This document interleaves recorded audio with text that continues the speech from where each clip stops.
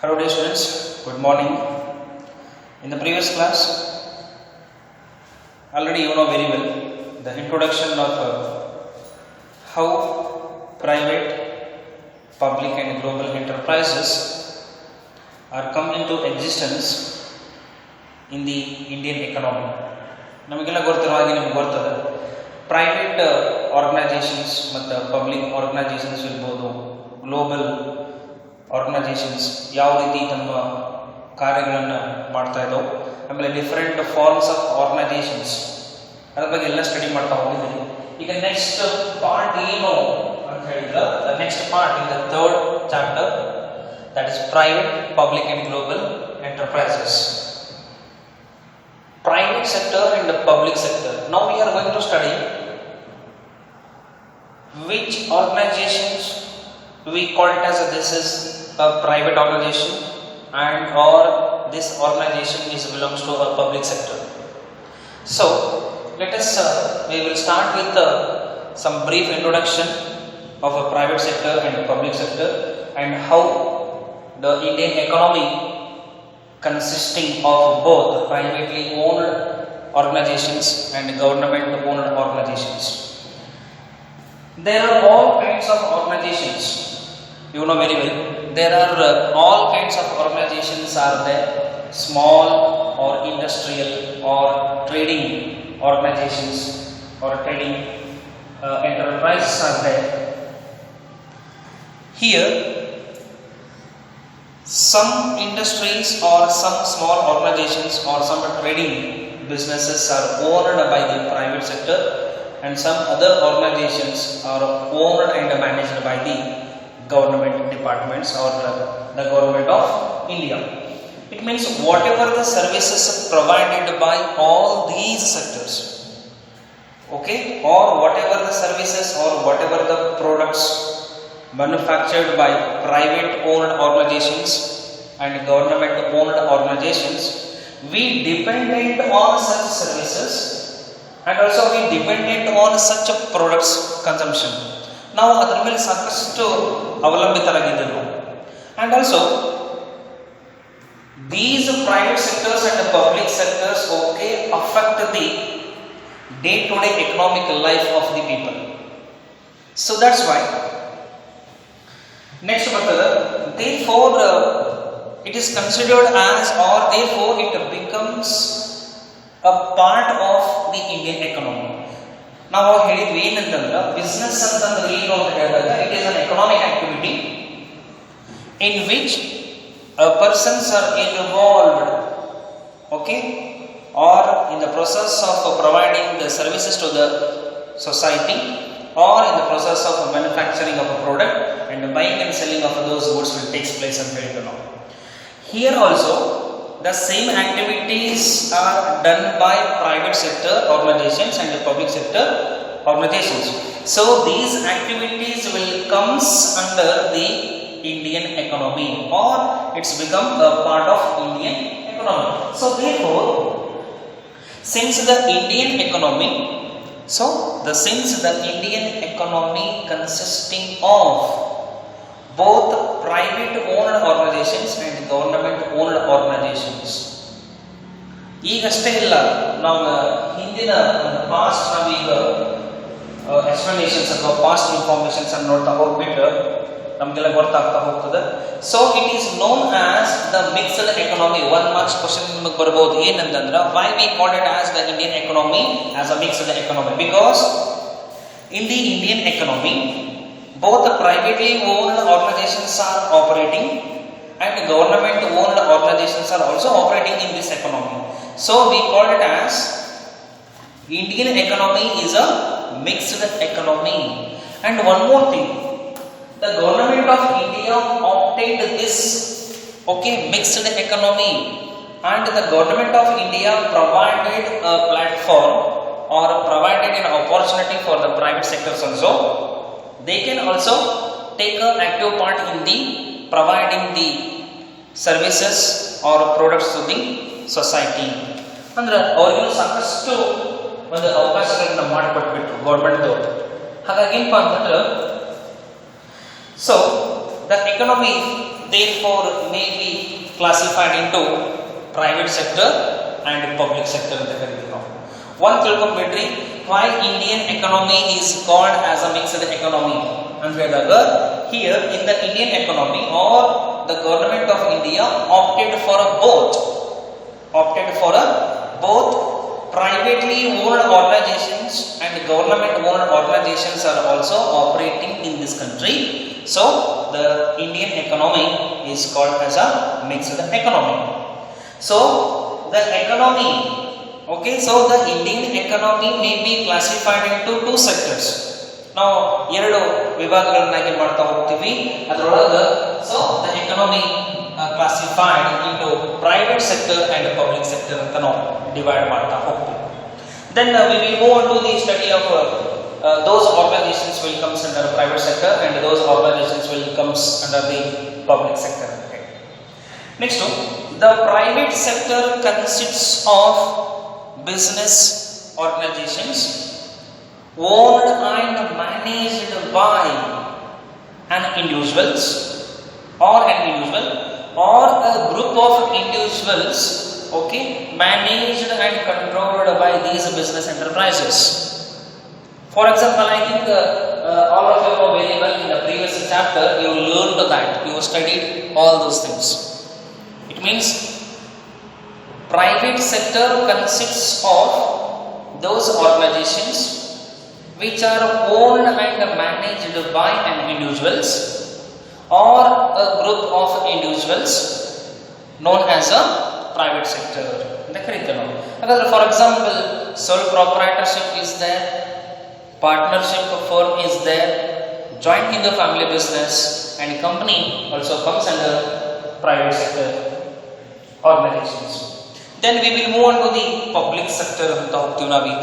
The public sector consists of numerous or various forms of organizations, okay, which are managed and controlled by either by partly central government, either by wholly owned by the central government.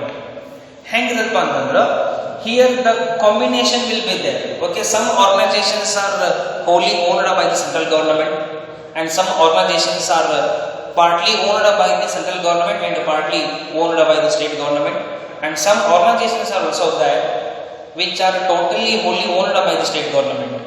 So that's why some organizations which are totally controlled and managed by the central government, take an example of a railway department irbodu, okay, post offices irbodu, okay, next BSNL ತಗೊಳ್ರಿ, ಭಾರತ ಸಂಚಾರ ನಿಗಮ limited ಇರ್ಬೋದು. ಇನ್ನು next state ಗೌರ್ಮೆಂಟಿಗೆ ಬಂದುಬಿಟ್ರೆ ನಾವೀಗ KSRTC ತಗೊಳ್ರಿ, some other departments relating to the Karnataka state government ಇರ್ಬೋದು, KHDC corporation ಇರ್ಬೋದು, ಕರ್ನಾಟಕ ಹ್ಯಾಂಡ್ಲೂಮ್ ಡೆವಲಪ್ಮೆಂಟ್ ಕಾರ್ಪೊರೇಷನ್ಸ್ ಇರ್ಬೋದು. ಓಕೆ, ನೆಕ್ಸ್ಟ್ ಈ ಸ್ಟೇಟ್ ಗೌರ್ಮೆಂಟ್ಗೆ ಸಂಬಂಧಪಟ್ಟಿರ್ತಕ್ಕಂಥ ಒಂದು ಸ್ಮಾಲ್ ಕೋಆಪರೇಟಿವ್ ಬ್ಯಾಂಕ್ಸ್ಗಳಿರ್ಬೋದು. ಓಕೆ, ಕರ್ನಾಟಕ ವಿಕಾಸ ಗ್ರಾಮೀಣ ಬ್ಯಾಂಕ್ ತಗೊಳ್ರಿ. Okay, next the cooperative banks will comes under the state government, and other organizations are also there which are come into existence, or those organizations are formed with the ministry of a government, or those organizations are come into existence by passing a special resolution in the parliament of the government. ಈ ರೀತಿ ಆರ್ಗನೈಸೇಷನ್ಸ್ಗಳನ್ನು ನಾವು ನೋಡ್ತಾ ಹೋಗ್ತೀವಿ. Next ಬರ್ತದೆ, ಈಗ study ಮಾಡ್ತಾ ಹೋಗೋದು ಯಾವುದು ಅಂತಂದ್ರೆ ಇಂಡಸ್ಟ್ರಿಯಲ್ ಪಾಲಿಸೀಸ್ ಅಂತ ಹೇಳಿ. And all these, one more thing, all these public sector organisations are they are operating in the economic activities of our country. ನಾವಿಲ್ಲಿ ಬರೀ ಗೌರ್ಮೆಂಟ್ ಸೆಕ್ಟರ್ದವ್ರು ಅಷ್ಟೇ ಏನಪ್ಪ ಅಂತಂದ್ರೆ ಎಕನಾಮಿಕ್ ಆಕ್ಟಿವಿಟಿ ಒಳಗಡೆ ಏನಪ್ಪ ಅಂತಂದ್ರೆ ಇನ್ವಾಲ್ವ್ ಆಗಿದ್ದಾರೆ ಅಂತ ನಾವು ಹೇಳ್ತಾ ಇಲ್ಲ. ಪ್ರೈವೇಟ್ ಸೆಕ್ಟರ್ದವ್ರು ಏನಪ್ಪ ಅಂತಂದ್ರೆ ಎಕನಾಮಿಕ್ ಆಕ್ಟಿವಿಟಿ ಒಳಗಡೆ ಅವರು ಕೂಡ ಇನ್ವಾಲ್ವ್ಮೆಂಟ್ ಆಗಿದ್ದಾರೆ ಅಂತ ಹೇಳ್ತಾ ಇದ್ದಾರೆ. ನೆಕ್ಸ್ಟ್ ಬರ್ತದೆ the policies regarding to the industrial policy resolutions. Because when we allowed the private sector to participate in the economic activities of our country, then it is needed to the government of India to pass a special resolution or make a framework of a policies relating to private sector and public sector. So now we are going to study the industrial policies and the government. Okay, the government in its industrial policy resolutions, from time to time it needs to implement some rules and regulations. Okay, it needs to put some rules and regulations. Okay, and it clearly defined the area of, okay, the area in which, okay, the area of activities in which the private sector organizations are going to be operated, and in other areas, okay, activities, okay, where the government organizations are taking care of those activities. So the first industrial policy resolution was passed, okay, in the year 1948. Okay, the industrial policy resolution, the government of India laid down some specific objectives, some specific roles of a private sector and a public sector. It means the 1948 industrial policy resolution was totally given, okay, or emphasizes or given more importance for the public sector organizations, and also they clearly defined the roles. ಅಂದ್ರೆ ಅವರ ಪಾತ್ರಗಳು ಏನು ಅನ್ನೋದನ್ನ ಅವರು clear ಆಗಿ define ಮಾಡ್ತಾ ಹೋಗ್ತಾರೆ. So that's why whatever the policies passed in the year 1948, okay, they have some specific objectives, they have some specific approach towards the development of a public sector organizations. It means we are not saying that the 1948 industrial policy given totally 100% concentration on the public sector. It also given some rules and regulations for the private sector also, because they are going to be operating in this economy. So that's why it given importance for little bit of importance will be given for the private sector, and more importance will be given for the public sector. This is the policy information 1948. In the year, okay, industrial policy resolution 1956. Now almost all ಈಗ company establishment ಮಾಡಬೇಕು ಅಥವಾ ಕಂಪನಿಯನ್ನು formation ಮಾಡಬೇಕು ಅಂತ ಹೇಳಿದಾಗ ನಾವಲ್ಲಿ ಒಂದು act ಅನ್ನು ಪಾಸ್ ಮಾಡ್ತಿದ್ದೆವು. Okay, section 2 subsection 20 of the Companies Act 2013. This is the recent, okay, the Companies Act. ಇದು ಪ್ರೀವಿಯಸ್ ಅಂತ ಹೋಗ್ಬಿಟ್ರೆ 1956 ದ ಕಂಪನೀಸ್ ಆಕ್ಟ್ 1956 ಪ್ರಕಾರ ಆ ಕಂಪನಿಗಳು ರಿಜಿಸ್ಟ್ರೇಷನ್ ಆಗಿರಲೇಬೇಕು ಅಂತ ಹೇಳಿದರು. Yes, definitely the industrial policy 1956, this policy given more importance for the public sector, and also this industrial policy had laid down or had given some specific objectives or some certain objectives these public sector organizations has to follow for the purpose of accelerating the growth and development of the public sector enterprises in our country. ಅಂದ್ರೆ ನಮ್ಮ ದೇಶದೊಳಗೆ ಸಾರ್ವಜನಿಕ ಹಂತದೊಳಗಿರ್ತಕ್ಕಂಥ, ಅಂದ್ರೆ ಸರ್ಕಾರದ ಸ್ವಾಮ್ಯಕ್ಕೆ ಒಳಪಟ್ಟಿರ್ತಕ್ಕಂಥ ಆರ್ಗನೈಸೇಷನ್ಸ್ಗಳನ್ನು accelerate ಮಾಡಬೇಕು. Accelerate ಅಂತಂದ್ರೆ ಅವು ಜಾಸ್ತಿ ಏನಪ್ಪ ಅಂತಂದ್ರೆ ಬೆಳವಣಿಗೆ ಆಗ್ತಾ ಹೋಗ್ಬೇಕು ಅನ್ನೋ ಸಂಬಂಧ ಮಾಡ್ತಾರಪ್ಪ ಅಂತಂದ್ರೆ ಅವರು ಕೆಲವೊಂದಿಷ್ಟು ನಿರ್ದಿಷ್ಟವಾದಂಥ ಗುರಿಗಳನ್ನು ಅಲ್ಲಿ ಹೇಳ್ತಾ ಹೋಗ್ತಾರೆ. It means these organizations should follow those rules and regulations and those objectives because of accelerating the growth and industrialization. At the same time, the industrial resolution policy in 1956 also given importance for the private sector also. It means given some permission for the private sectors also, they can also participate in the Indian economy. Now we go last ಹೋಗೋದಾದ್ರೆ industrial policy resolution 1991. ನಮಗೆ ಅನಿಸಿದ ಪ್ರಕಾರ ನಿಮಗೆಲ್ಲ ಗೊತ್ತಿರುವ ಹಾಗೆ LPG implement ಆಗಿದ್ದು in the year 1991. Okay, ಅವಾಗ ನಮಗೆಲ್ಲ ಗೊತ್ತದೆ ಏನಪ್ಪಾ ಅಂತಂದ್ರೆ ಲಿಬರಲೈಸೇಷನ್, ಪ್ರೈವೇಟೈಸೇಷನ್ ಅಂಡ್ ಗ್ಲೋಬಲೈಸೇಷನ್ ಅಂತಕ್ಕಂಥ ಕಾನ್ಸೆಪ್ಟ್ ಬಂದಿದ್ದು ಯಾವಾಗ ಅಂತಂದ್ರೆ in the year 1991. So industrial policy resolution 1991 is totally different or radically different from all other earlier policies which are implemented by the government of India. Sir, antani difference ಇದೆ ಒಳಗೆ.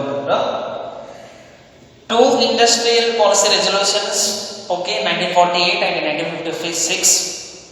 These policies given more than 50% or 80% importance will be given for public sector, and also they concentrated on accelerating and the growth and industrialization of the public sector.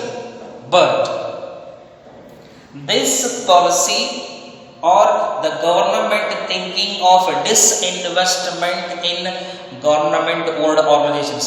I think na ಮೊದಲು ಒಂದು story ಹೇಳಿದ್ದೆ. ಒಬ್ಬ student news paper ಓದ್ತಿರ್ತಾರ, government plans to disinvestment in the public sector and some public sector organizations are incurring heavy losses, so the government plans to closing that organizations. ಇಲ್ಲಿ government ಏನು ಮಾಡ್ತಿಪ್ಪ ಅಂತಂದ್ರೆ the government thinks that disinvestment in public sector organizations and opening the door of the Indian economy and we allowing the private sectors to operate. ಅವಾಗ next ಯಾವ ರೀತಿ ಹೇಳುತ್ತಪ್ಪ ಅಂತಂದ್ರೆ invited ಅಂದ್ರೆ the government invited the outside business houses, they can carry out or they can carry on their businesses in our country. It means FDI, the government plans to attract the foreign direct investment because for the economic development of our country the government is not able to fulfill all those facilities or all those economic activities which are necessary for the society. Some activities will be performed by the private sector so well compared to the government sector. ಅದನ್ನ ನಾವು study ಮಾಡ್ತಾ ಹೋಗಿದ್ವಿ. ಏನಂತಂದ್ರೆ some private organizations are also there, they are doing their businesses so good compared to the government sector. So for this purpose, to make a balance of an Indian economy in the year 1991, the foreign direct investments are invited from the other countries. It means those organizations which are operating in more than one country. ಅಂದ್ರೆ ಒಂದು ದೇಶಕ್ಕಿಂತ ಹೆಚ್ಚು ದೇಶಗಳಲ್ಲಿ ತಮ್ಮ ಒಂದು ಕಾರ್ಯಚಟುವಟಿಕೆಗಳನ್ನು ಮಾಡ್ತಾ ಇರ್ತಕ್ಕಂಥ ಆರ್ಗನೈಸೇಷನ್ಸ್ಗಳಿಗೆ ಅವಕಾಶವನ್ನು ಮಾಡಿಕೊಟ್ರು. ಅವಾಗ ಏನಪ್ಪಾ ಅಂತಂದ್ರೆ ನೆಕ್ಸ್ಟ್ ಸ್ಟಾರ್ಟ್ ಏನಪ್ಪಾ ಅಂದ್ರೆ this policy gives importance for all the sectors, private, public and also for MNCs. ನಾವು ಕೇಳಿರ್ಬೇಕಲ್ಲ ಸರ್, ಈಗ multi national corporations are started in our country in the year 1991. So we have multinational corporations in our country nowadays, and the domestic companies are also started their business activities and they are also opened their branches in other countries also. Because of this policy, now we are trading with more than one country. ಇದಿಷ್ಟು ಈ ಪಾಲಿಸಿಯ explanation ಆಗಿರ್ತದೆ. ನಾನು next ಏನು ಬರ್ತಪ್ಪ ಅಂತಂದ್ರೆ ನಮ್ಮ concept forms of organising public sector enterprises ಅಂತ ಹೇಳಿ ಬರ್ತದೆ. ಅದನ್ನು ನಾವು ನೆಕ್ಸ್ಟ್ ಕ್ಲಾಸ್ ಒಳಗಡೆ ನೋಡೋಣ. Thank you.